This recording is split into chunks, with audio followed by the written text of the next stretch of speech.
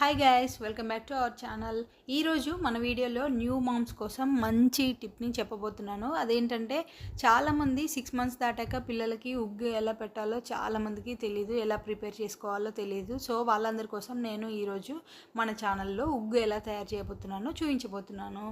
దానికోసం ముందుగా ఇక్కడ మనం ఏదైతే కప్పుతో మనం పప్పులను తీసుకుంటున్నామో అదే కప్పుతో 2 కప్స్ ఆఫ్ రైస్ని తీసుకుంటున్నాను. చూసారు కదా, ఏదైతే కప్పుతో మనం పప్పులు తీసుకుంటున్నామో అదే కప్పుతో 2 కప్స్ ఆఫ్ రైస్ని తీసుకొని అలాగే 1 కప్ అన్ని పప్పులు తీసుకుంటున్నాను. ఇక్కడ మెయిన్గా ఫస్ట్ నేను పెసలు తీసుకుంటున్నాను 1 కప్పు. మీ ఇంట్లో పెసలు అవైలబుల్గా లేకపోతే పెసరపప్పు అయినా తీసుకోవచ్చు, కాకపోతే మ్యాక్సిమం పెసలు తీసుకోవడానికి ట్రై చేయండి. అలాగే 1 కప్ కందిపప్పు, 1 కప్పు రాజ్మాలు తీసుకుంటున్నారు. రాజ్మా చాలా మంచిదండి, అందులో ప్రోటీన్, ఫైబర్, విటమిన్స్ చాలా ఉంటాయి.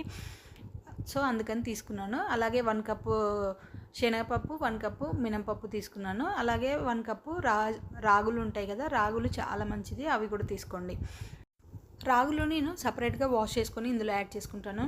ఇప్పుడు అయితే మనం అన్ని పప్పులు మంచిగా కలుపుకొని వాష్ చేసుకోవాలండి. మంచిగా వాష్ చేసుకోవాలి, 2 or 3 టైమ్స్ అట్లా వాష్ చేసుకోవాలి. వాష్ చేసుకొని ఇప్పుడు రాగులు కూడా సపరేట్ బౌల్లో వేసుకొని వాష్ చేసుకొని ఇందులో యాడ్ చేసుకోవాలి. ఇలా యాడ్ చేసుకొని మంచిగా అన్ని ఇంగ్రీడియంట్స్ బాగా మిక్స్ అయ్యేలాగా మంచిగా కలుపుకోవాలి.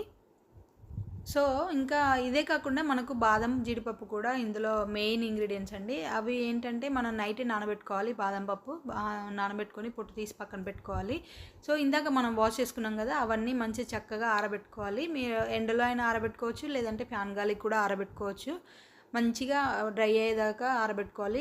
డ్రై అవ్వడానికి ఒక 5-6 అవర్స్ అట్లా టైం పడుతుంది. మంచిగా డ్రై అవ్వాలి. మనకైతే బాదం పప్పు మనం పొట్టు తీసేసుకొని సపరేట్గా ఆరబెట్టుకోవాలి, ఎందుకంటే మనం ఇవి సపరేట్గా వేయించుకుంటాం తర్వాత, అందుకని సపరేట్గా మంచిగా పక్కకు ఆరబెట్టుకోవాలి. అన్ని పప్పులు మంచిగా డ్రై అయ్యాక ఈలోపు మనం స్టవ్ వెలిగించుకొని కడాయి పెట్టుకొని అందులో జీడిపప్పు అండ్ బాదం పప్పు మంచిగా డ్రై చేసుకోవాలండి. మనకు ఆరిపోయింది కదా బాదం పప్పు, అది కూడా ఇందులో వేసుకొని మంచిగా డ్రై చేసుకోవాలి. ఇవి అన్ని పప్పులతో కలిపి రోస్ట్ చేయడం వల్ల మనకు తొందరగా డ్రై అవ్వవు, అందుకే సపరేట్గా వేయించుకోవాలి. ఇప్పుడు ఫైనల్గా మనం అన్ని పప్పులు కలిపిన బియ్యము అవన్నీ కలిపి ఒకేసారి డ్రై చేసుకోవాలి. చూసారు కదా, మనం ఇలా మంచిగా మీడియం ఫ్లేమ్లో పెట్టుకొని డ్రై చేసుకోవాలి. ఇట్లా ఒక 5 to 10 మినిట్స్ వరకు డ్రై చేసుకుంటే మనకు ఒక మంచి స్మెల్ వస్తుంది. ఆ స్మెల్ వచ్చేంత వరకు మనం మాడిపోకుండా మంచిగా ఎప్పటికప్పుడు కలుపుతూ డ్రై చేసుకోవాలి.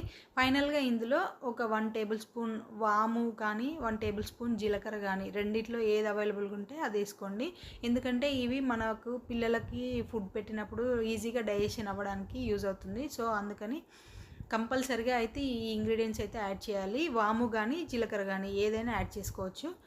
సో ఇంకా అవి మనం వేయించినవన్నీ చల్లారబెట్టుకొని మళ్ళీ మిక్సీ పట్టుకోవాలి. ఫైన్ పౌడర్ లాగా మిక్సీ పట్టుకోవాలి. మిక్సీ పట్టుకొని మనం ఇలా జల్లించుకోవాలి.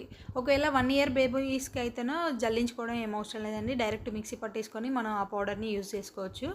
ఫైనల్గా మనకు ఉగ్గు అనేది రెడీ అయిపోయింది. ఇంతే అండి, చాలా సింపుల్ ప్రాసెస్. ఇకపై మీ పిల్లలకి ఇలా ఈజీగా ఉగ్గు తయారు చేసుకోండి. ఈ పౌడర్ని ఎయిర్ టైట్ కంటైనర్లో పెట్టుకొని 1 month వరకు స్టోర్ చేసుకోవచ్చు.